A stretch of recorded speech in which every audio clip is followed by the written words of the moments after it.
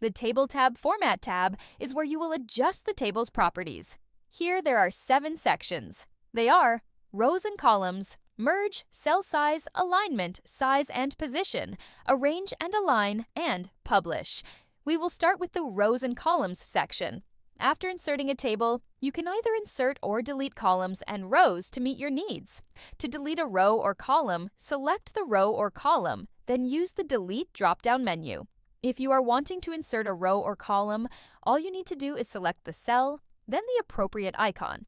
You have the ability to insert a row above or below the selected cell, or to insert a column to the left or right of the selected cell.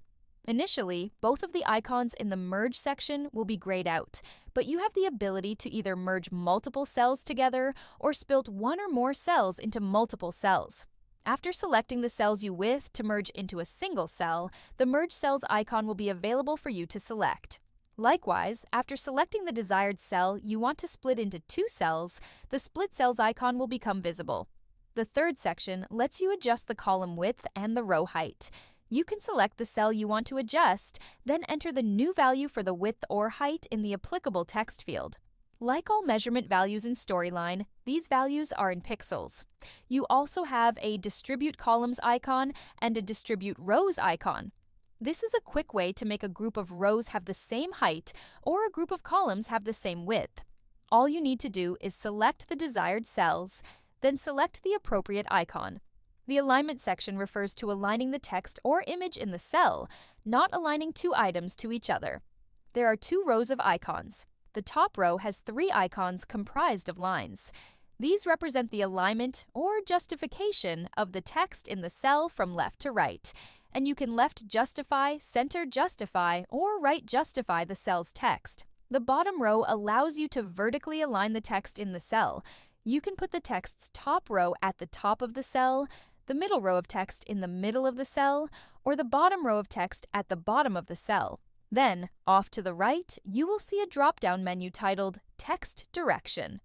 After finishing putting the text into the cell, you can adjust the appearance of the text. You also have the ability to format the text and appearance in the cell by selecting more options at the bottom of the menu. The size and position text entry fields work just like they do on other tabs.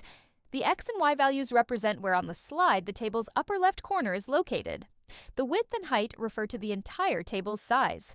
When you are adjusting one of the values, it is adjusting the entire table's width or height. This most likely will affect the width or height of one of the rows or columns.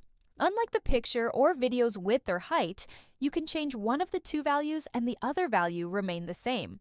The Arrange and Align section works exactly as it has on other tabs. The Arrange icon will allow you to place the table in front or behind other items, while the 8 Align icons will enable you to align the table to a specific position on the slide or align it with other items. As we've come to the right end of the ribbon, we again see the Publish icon, where you can view the lesson as the learner will see it, or publish the course for others so they can see and take the lesson.